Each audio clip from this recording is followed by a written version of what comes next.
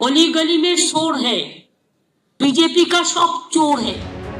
সাম্প্রতিক অতীতে তৃণমূলকে আক্রমণ করতে গিয়ে বিজেপি নেতারা বারবার অস্ত্র করেছেন একটাই শব্দকে,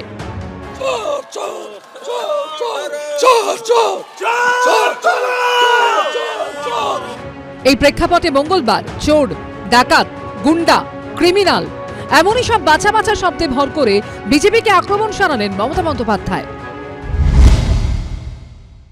আমি জানি বিজেপি সব জায়গায় বলে বেড়াচ্ছে চোর চোর চোর, ওরা সবচেয়ে বড় চোর।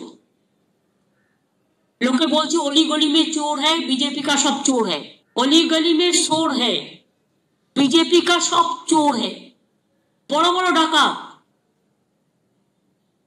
बड़ बड़ गुंडा, बड़ बड़ क्रिमिनाल एजेंसीদের প্রোটেকশনে আছে, এজেন্সিরা আজ বাঁচাচ্ছে। আমরা তো আদালতে, জনতার আদালতে, মাঠে ময়দানে, রাস্তায় ঘাটে বলছি চোর ধরো, জেল ভরো।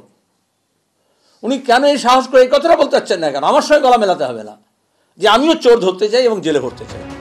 স্কুল থেকে পুরসভা নিয়োগ কিংবা রেশন থেকে গরু পাচার, একাধিক দুর্নীতির মামলায় গ্রেফতার হয়ে জেলে রয়েছেন তৃণমূলের বহু নেতা, বিধায়ক, মন্ত্রী।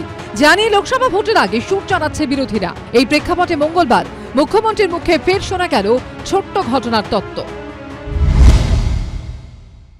ওদের বাড়িগুলো রেড করলে দেখবেন তৃণমূল কংগ্রেস যা করেছে। যদি কেউ দেখুন 100 জনের মধ্যে আমার 5টা আঙ্গুলের মধ্যে একটা আঙ্গুল আমার কেটে যেতে পারে একটা ছোট্ট ঘটনার জন্য। নিশ্চয়ই সবাই খারাপ নয়। কোনটা ছোট ঘটনা কোনটা বড় ঘটনা সেটা মাপবার মতো মাপকাঠি বা ওই ধরনের কোনো স্কেল প্যারামিটার তো আমাদের কাছে নেই। মুখ্যমন্ত্রী নিজের মনের রঙে রাঙিয়ে কখন কোনটাকে ছোট বানিয়ে দেন সেটাও আমাদের জানা নেই। এই মুহূর্তে পশ্চিমবঙ্গের মানুষ দেখছে কিভাবে শাহজাহানকে জামাইয়া ধরে পুলিশ রেখে দিয়েছে। আজ পর্যন্ত আমার যদি কেউ বলেন আমি 1 পয়সা চায়ের দোকানে চা খেয়েছি, নিজে পয়সা দিইনি, আমি ছেড়ে দেব। আমি যেদিন থেকে চিফ মিনিস্টার হয়েছে 1 পয়সা মাইনে নিই না, ভাতা নিই না, সরকারি গেস্ট হাউসে থাকলেও ভাড়া দিই, খাবার খরচ দিই।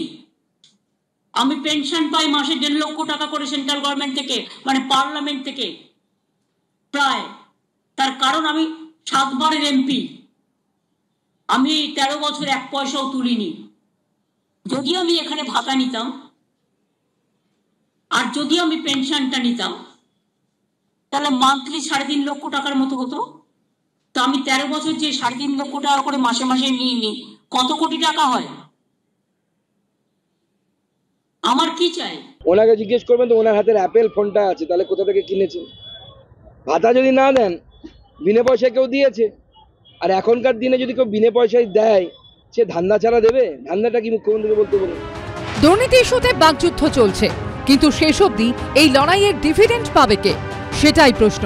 সুমন খরাই, উজ্জ্বল মুখোপাধ্যায় ও দীপক ঘোষের রিপোর্ট, এবিপি আনন্দ।